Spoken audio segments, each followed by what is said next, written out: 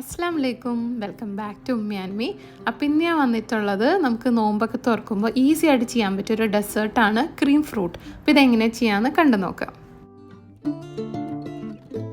ക്രീമിന് വേണ്ടി നമ്മൾ യൂസ് ചെയ്യുന്നത് ഫ്രഷ് ക്രീമാണ്. നല്ല കട്ടിയുള്ള ക്രീം തന്നെ നമ്മൾ യൂസ് ചെയ്യണം. ഇനി നമ്മൾ ഫ്രഷ് ക്രീം എടുക്കുമ്പോൾ കട്ടി കുറവാണെങ്കിൽ ഫ്രിഡ്ജിൽ വെച്ച് നല്ലതായിട്ട് തണുപ്പിച്ചിട്ട് വേണം യൂസ് ചെയ്യാൻ. അതൊരു 200 grams ഇട്ട് കൊടുക്കാം. ഇനി അതിലേക്ക് കണ്ടൻസ്ഡ് മിൽക്ക് അതൊരു 1/3 കപ്പ് ഇട്ട് കൊടുക്കാം. നമ്മുടെ മധുരത്തിനനുസരിച്ച് നമുക്ക് ആഡ് ചെയ്ത് കൊടുക്കാം. ഇനി ഇത് നന്നായിട്ടൊന്ന് മിക്സ് ചെയ്തെടുക്കണം.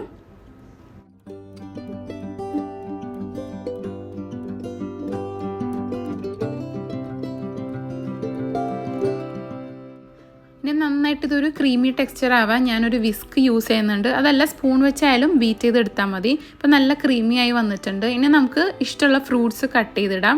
ഞാൻ ഇതിലേക്ക് ഒരു മാംഗോ, പിന്നെ ഒരു ആപ്പിൾ, ഒരു ബനാന, കുറച്ച് പൊമഗ്രനേറ്റ്, ഒരു പേരക്ക ചെറുതായിട്ട് കട്ട് ചെയ്തത് ഇത്രയും ഇട്ട് കൊടുക്കുന്നുണ്ട്.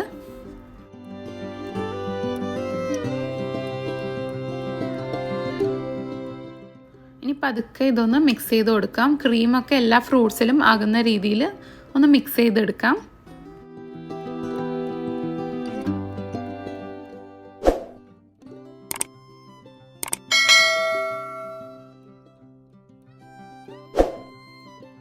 ഇനി നമ്മൾ ഇതിലേക്ക് നട്ട്സ് ആഡ് ചെയ്ത് കൊടുക്കാം. ചെറുതായിട്ട് കട്ട് ചെയ്ത ആൽമണ്ട്സ്, വാൽനട്ട്സ്, പിന്നെ കുറച്ച് കാഷ്യൂസ്. നമ്മുടെ കയ്യിലുള്ള നട്ട്സ് നമുക്ക് ആഡ് ചെയ്ത് കൊടുക്കാം.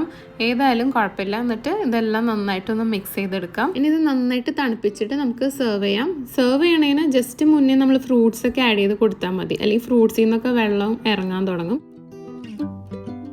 ക്രീം ഫ്രൂട്ട് ഇവിടെ റെഡി ആയിട്ടുണ്ട്. ഇത് നല്ലൊരു ഫ്ലേവറും നല്ലൊരു ടേസ്റ്റുമാണ്. നമ്മൾ ഫ്രൂട്ട് കസ്റ്റാർഡൊക്കെ ചെയ്യില്ല, അതേപോലെ അതിന് പകരം ഫ്രഷ് ക്രീം ആഡ് ചെയ്യുന്നു മാത്രം. അപ്പോൾ ഞാനിത് സെർവ് ചെയ്യുമ്പോൾ ഒരു സ്കൂപ്പ് ഐസ്ക്രീം കൂടി ആഡ് ചെയ്യുന്നുണ്ട്. അത് ഓപ്ഷണലാണ്, അതില്ലെങ്കിലും ഒരു കുഴപ്പമില്ല.